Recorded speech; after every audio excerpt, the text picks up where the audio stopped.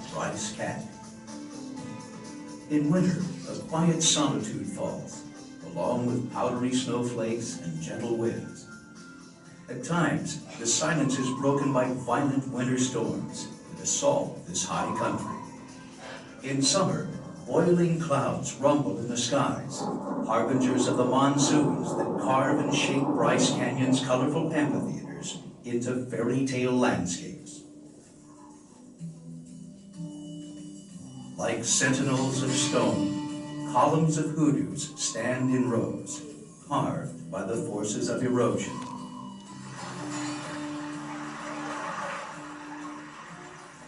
Not really a canyon, but a long, high plateau, Bryce Canyon is one of the most rapidly changing landscapes in the world. Facing east and south, the pink cliffs are cut by water into countless narrow canyons, large amphitheaters, and high promontories. Southern Utah's Bryce Canyon is also one of the highest reaches of the Colorado Plateau. The Colorado Plateau is a vast, high, uplifted area covering parts of 4 states. 10 to 15 million years ago, deep, unseen forces began to slowly push the plateau upwards. Earthquakes and faults have left their marks on the plateau, as have volcanoes.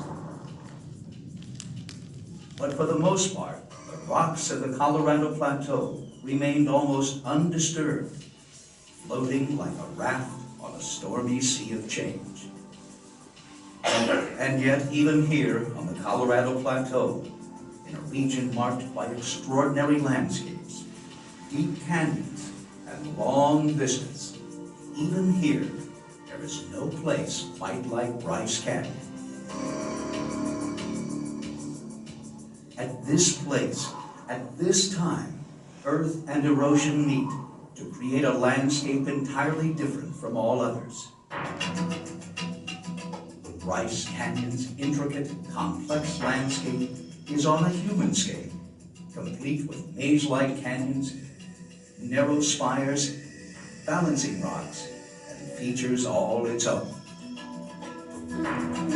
Bryce Canyon National Park was established to protect and preserve this unusual landscape, this rarity in nature. Water Canyon, Fairyland Canyon, Bryce Canyon, Berea View, Far View Point, Agua Canyon.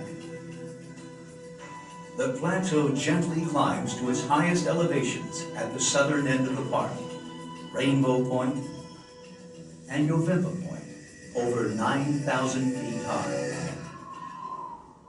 It's the rock formations of Bryce Canyon that make this landscape so unique. The oldest rocks were formed in the Cretaceous period, when dinosaurs walked the earth. But at that time, this place was underwater.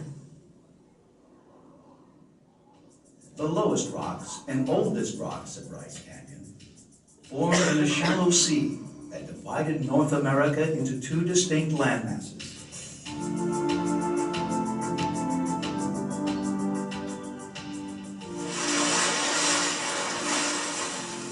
Its waters advanced and retreated several times, leaving the gray-brown rocks that form the base of Bryce Canyon. After the mass extinction of the dinosaurs, in what geologists call the Tertiary period, large freshwater lakes formed across parts of Utah. The Claron Formation includes silts and clays deposited in the lakes, forming a limestone. Rocks and sediments were brought in by streams. Iron and other minerals provide the distinct coloration. Eventually, the lakes disappeared as the Colorado Plateau continued to rise. Deep underground stresses were relieved as the earth shifted and cracked. Earthquakes created the tilted rocks of sinking ship on the eastern edge of the Bryce Amphitheater.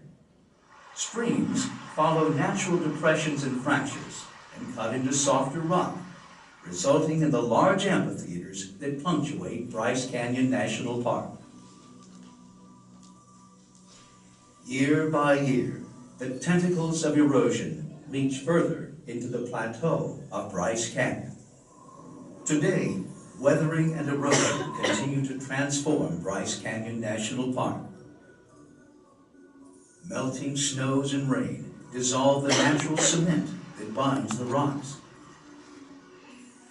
Each year, ice, from over 200 days of below freezing temperatures, penetrates and fractures the Claron Formation.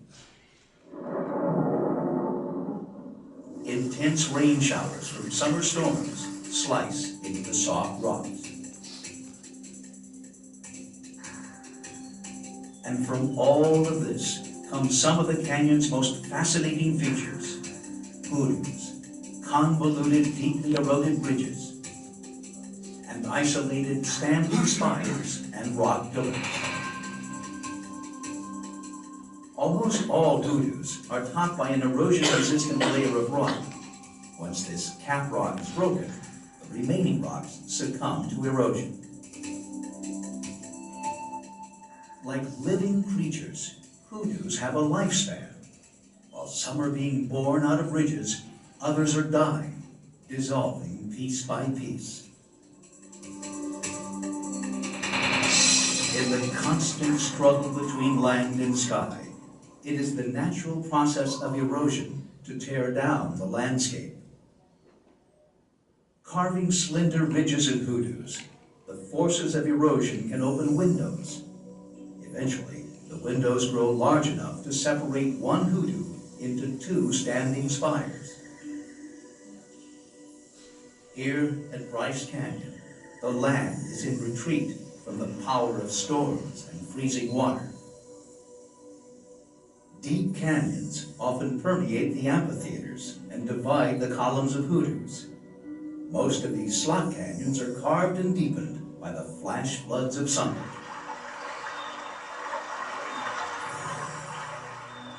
Cavities and alcoves are often the result of spring seeps and occur in weaker parts of the underlying rock formations. A natural bridge is a feature carved by stream erosion. Deep within the canyon, reached by the Navajo Loop Trail, twin bridges are formed from a resistant layer of rock that has been exposed by the cutting action of water. Though the stream flows only during times of flash floods, it has left two bridges behind.